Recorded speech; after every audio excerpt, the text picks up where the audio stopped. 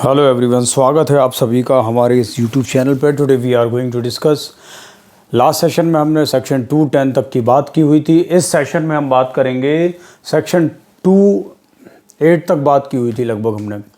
तो सेक्शन 28 में हमने बात की थी कि न्यायाधीश साहब होंगे। न्यायाधीश साहब कौन होंगे? मजिस्ट्रेट महोदय, न्यायाधीश साहब, जिनको generally presiding officer of the court कहा जाता है। जो न्यायालय के पीठासीन अधिकारी होते हैं उनको न्यायाधीश कहा जाता। सीपीसी के सेक्शन 2 के क्लॉज 8 में दिया गया है। अब सेक्शन 2 क्लॉज 8 हो गया। सेक्शन 2 क्लॉज 9, न्यायाधीश साहब क्या करेंगे? निर्णय देंगे। तो सेक्शन 2(9) में आपका निर्णय बताया गया है, जिसको हम बोलते हैं जजमेंट। जजमेंट क्या होता है एग्जैक्टली? आप अपना बेयर एक्ट उठा लीजिए और बेयर एक्ट के साथ साथ यदि आप पढ़ेंगे तो you may be able to understand each and everything very systematically. अब हम बात कर रहे हैं निर्णय से न्यायाधीश द्वारा डिक्री या आदेशों के आधार पर कथन अभिप्रेत। निर्णय क्या होता है exactly? Judgment means, what is judgment? Judgment means the statement given by the जज on the ground of a decree और ऑर्डर। मतलब किस ग्राउंड पर डिक्री या आदेश के आधार पर जो अभिकथन किया जाता है न्यायाधीश महोदय द्वारा, उसको हम निर्णय कहते हैं। बात समझने की प्रयास कीजिए। अब उसके बाद बात करें तो निर्णीत ऋणी, जजमेंट डेप्टर होता क्या? ये सेक्शन 2 के क्लॉज 10 में बताया गया है। निर्णीत ऋणी वो व्यक्ति होता है जिसके विरुद्ध डिक्री को पारित किया गया है। Getting my point? I am talking about judgement debtor. The judgement debtor, those person, वह व्यक्ति अभिप्रेत है जिसके विरुद्ध कोई डिक्री पारित की गई है या निष्पादन योग्य कोई आदेश दिया गया है। मतलब जैसे मान के चलो ए और बी के बीच में किसी प्रकार का विवाद हुआ। ए नाम का व्यक्ति कोर्ट में केस को फाइल करता है। बी नाम के व्यक्ति के विरुद्ध डिक्री पारित की गई, ए के फेवर में डिक्री पारित की गई। तो ए तो डिक्रीदार हुआ और बी नाम का जो व्यक्ति है वो निर्णीत ऋणी होगा, जजमेंट डेप्टर होगा। तो जजमेंट डेप्टर से कोर्ट बोलेगी कि भाई आप इस फलानी चीज़ को एग्जीक्यूट करो। निष्पादन योग्य कार्य आपको दे दिया गया है, इसको एग्जीक्यूट करो। नहीं तो एग्जीक्यूट नहीं करोगे, न्यायालय के आदेश को नहीं मानोगे, तो न्यायालय फिर आगे का प्रोविज़न चला देगा। वारंट जारी कर सकता है, अटैच कर सकता है, संपत्ति को नीलाम कर सकता है, आपको दिवालिया घोषित कर सकता है, डिस्क्वालीफाइड कर सकता है। These are the right which the court has a different types of powers which you have to understand. Okay, so we are talking about section 2 का क्लॉज 9, निर्णय, निर्णीत ऋणी 10, and the 11th clause, section 2 का clause 11 बताता है विधिक प्रतिनिधि। It's means the legal representative. Who is the legal representative? Legal representative the those who claim the property after the disease person. मतलब कोई व्यक्ति की मृत्यु हो जाने के बाद जो व्यक्ति संपत्ति का दावा करता है, दैट इज नोन एज विधिक प्रतिनिधि। विधिक प्रतिनिधि से वह व्यक्ति अभिप्रेत है। वेयर एक्ट की एग्जैक्ट लैंग्वेज बता रहा हूँ, आप समझने का प्रयास कीजिएगा। Concept is more important than cramming the things. Okay, getting my point? I am talking about who is legal representative which is in mention under section 2 clause 11। विधिक प्रतिनिधि से वह व्यक्ति, I am talking about the both language, Hindi as well as English. If you are comfortable with English, you can listen me in English. If you are comfortable with Hindi, I am also trying to explain each and everything in Hindi also. Okay, so that's depend on you, because your both language should be very good. You must have an equal weightage of both language, because if your English is good, then Hindi is important. If your Hindi is good, then English is important. Both command on both language is the equal point for you. So getting my point, I hope. We are talking about the section 2 clause 11। विधिक प्रतिनिधि से वह व्यक्ति अभिप्रेत है जो मृत व्यक्ति की संपदा का विधि की दृष्टि से प्रतिनिधित्व करता है। इसके अंतर्गत कोई ऐसा व्यक्ति आता है जो मृतक की संपदा में दखलंदाजी करता है। जहां कोई पक्षकार प्रतिनिधि रूप में वाद लाता है या जहां किसी पक्षकार पर प्रतिनिधि रूप में वाद लाया जाता, वहां वह व्यक्ति इसके अंतर्गत आता है जिसके वह संपदा उस पक्षकार के मरने पर न्यायगत होती है जो इस प्रकार वाद लाया है या जिस इस प्रकार वाद लाया गया है।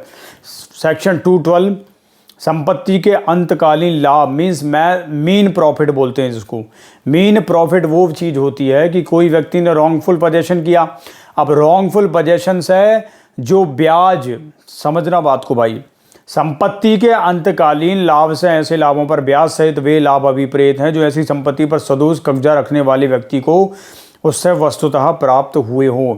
जो संपत्ति के अंतकालीन लाभ से, ये जो क्वेश्चन है ये प्रीलिम्स, मेंस और इंटरव्यू तीनों में पूछ सकते हैं, विधिक प्रतिनिधि को भी पूछ सकते हैं, और ये आपका मेन प्रॉफिट भी इंटरव्यू के पर्सपेक्टिव से बहुत ही इंपॉर्टेंट है, मेंस में भी आता है। 4-4 नंबर के हो सकता है, पूछ लें। विधिक प्रतिनिधि क्या होता है?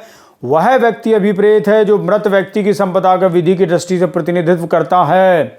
इसके अंतर्गत कोई ऐसा व्यक्ति आता है जो मृतक की संपदा में दखलंदाजी करता है। जहाँ कोई पक्षकार प्रतिनिधि रूप में वाद लाता है या जहाँ किसी पक्षकार पर प्रतिनिधि रूप में वाद लाया जाता है, वहाँ वह व्यक्ति इसके अंतर्गत आता है जिसे वह संपदा उस पक्षकार के मरने पर न्यायगत होती है जो इस प्रकार वाद लाया है या इस प्रकार वाद लाया गया है। संपत्ति के अंतःकालीन लाभ से ऐसे लाभों पर ब्याज सहित वे लाभ अभिप्रेत हैं जो ऐसी संपत्ति पर सदोष कब्जा रखने वाले व्यक्ति को उससे वस्तुतः प्राप्त हुए हो या जिन्हें वह मामूली तत्परता से उससे प्राप्त कर सकता था, किंतु सदोष कब्जा रखने वाले व्यक्ति द्वारा की गई अभिवृद्धियों के कारण हुए लाभ इसके अंतर्गत नहीं आएंगे। सेक्शन 2(18) बोलता है जंगम संपत्ति के अंतर्गत उगती फसलें आती हैं। सेक्शन 2(18) के अंतर्गत जंगम संपत्ति के अंतर्गत उगती फसलें आती हैं। सेक्शन 2(13). सेक्शन 2(14) में आदेश या ऑर्डर के बारे में बताया गया। सिविल न्यायालय के विनिश्चय की प्रारूपिक अभिव्यक्ति अभिप्रेत है जो डिग्री नहीं है। सेक्शन 15(2) का क्लॉज 15 बता रहा है प्लीडर भाई, प्लीडर कौन होगा? 7 में तो आपका सरकारी प्लीडर था, अब प्लीडर कौन होगा? प्लीडर भाई, प्लीडर में से न्यायालय में किसी अन्य व्यक्ति के उपसंजात होने, अभिवचन करने का हकदार कोई व्यक्ति अभिप्रेत है। इसके अंतर्गत अधिवक्ता, वकील, इसके अंतर्गत एडवोकेट आ सकता है, एडवोकेट को ही वकील बोलते हैं जनरली, और लॉयर जनरली, एडवोकेट, लॉयर और जो हाई कोर्ट का अटॉर्नी होता है, ये सारे लोग आ जाते हैं। तो सबसे पहले इंपॉर्टेंट चीज़ ये जानना है कि सेक्शन 2(11) में अपना बात कर रहा है लीगल रिप्रेजेंटेटिव। सेक्शन 2(9) से हमने स्टार्ट किया था। सेक्शन 2(9) क्या बताता है? निर्णय। सेक्शन 2(10) क्या बताता है? निर्णीत निर्णय, जिसको हम बोलते हैं जजमेंट डेप्टर। सेक्शन 2(12) क्या बता रहा है? विधिक प्रतिनिधि, लीगल रिप्रेजेंटेटिव। लीगल रिप्रेजेंटेटिव का क्या होगा कि मेन प्रॉफिट मिल जाएंगे, संपत्ति के अंतकालीन लाभ, दोबारा। सेक्शन 2(13) जंगम संपत्ति के अंतर्गत उगती फसलें। सेक्शन 2(14) आदेश। सेक्शन 2(15) प्लीडर्स है, न्यायालय में किसी अन्य व्यक्ति के लिए उपसंजात होने या वचन करने का हकदार कोई व्यक्ति अभिप्रेत है। इसके अंतर्गत अधिवक्ता, वकील, किसी उच्च न्यायालय का अटॉर्नी आता है। सेक्शन 2(16) विहित से नियमों द्वारा विहित अभिप्रेत है। सेक्शन 2(17) लोक अधिकारी मीन्स पब्लिक सर्वेंट आ गया। वह व्यक्ति अभिप्रेत है जो निम्नलिखित में से किसी वर्णन के अधीन आता, अर्थात हर न्यायाधीश, अखिल भारतीय सेवा का मतलब ऑल इंडिया सर्विसेज का कोई भी सदस्य, ये सब पब्लिक सर्वेंट हो जाते हैं। जिनको कहाँ डिफाइन किया गया? 217 में लोक अधिकारी और पब्लिक सर्वेंट को डिफाइन किया गया है। Public officer means a person following under any of the following description, namely every जज, every member of the all India service. Getting my point? तो लोक अधिकारी। सेक्शन 218 नियम। अब हमने पहले बात की थी सेक्शन 2 के क्लॉज 1 में संहिता के अंतर्गत नियम आते हैं, वही नियम की बात इधर की जा रही है कि नियम में क्या क्या आता है। सेक्शन 2 का क्लॉज 18 बता रहा है नियम मतलब rules. Rules means rules and form contain the first schedule और मेकिंग अंडर सेक्शन 122 और सेक्शन 125। नियम के सर्वप्रथम अनुसूची में अंतर्विषद अथवा धारा 122 से 125 के अधीन निर्मित नियम और प्रारूप अभिप्रेत है। 2 19 निगमन share in corporation shall be deemed to include stock debenture और बॉन्ड्स एंड निगम अंश के बारे में समझा जाएगा कि उसके अंतर्गत स्टॉक डिवेंचर या वचन पत्र आते हैं। सेक्शन 220 निर्णय या डिक्री की दशा के सिवाय हस्ताक्षरित के अंतर्गत स्टाम्पित आता है। Sign save in the case of a judgment decree include stamped. Okay, तो यहाँ तक हमने बात कर ली है सेक्शन 220 तक। बहुत ही ज़्यादा इंपॉर्टेंट है ये, प्रीलिम्स, मेंस और इंटरव्यू के पर्सपेक्टिव से बहुत ही ज़्यादा इंपॉर्टेंट टॉपिक थे। अब हम नेक्स्ट सेशन में बात करेंगे सेक्शन 3, 4, 5, फिर उसके बाद 6, 7, 8, फिर 9, 10 करके ऐसे करते करते हम लगभग 158 सेक्शन ही डिस्कस करना है। लेकिन मैं धीरे धीरे आपको कवर कराते हुए चला जाऊंगा। जुड़े रहिए हमारे साथ, और online free judiciary classes join करना है तो हमें मेल कीजिए। We are trying to do our best, so please join us.